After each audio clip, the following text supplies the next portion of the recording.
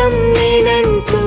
జనుమలు జతపడువలపుగ ఇరు మనసులకొక తలపుగ కలగలిసిన ఒక తనువు శతమానం భవతి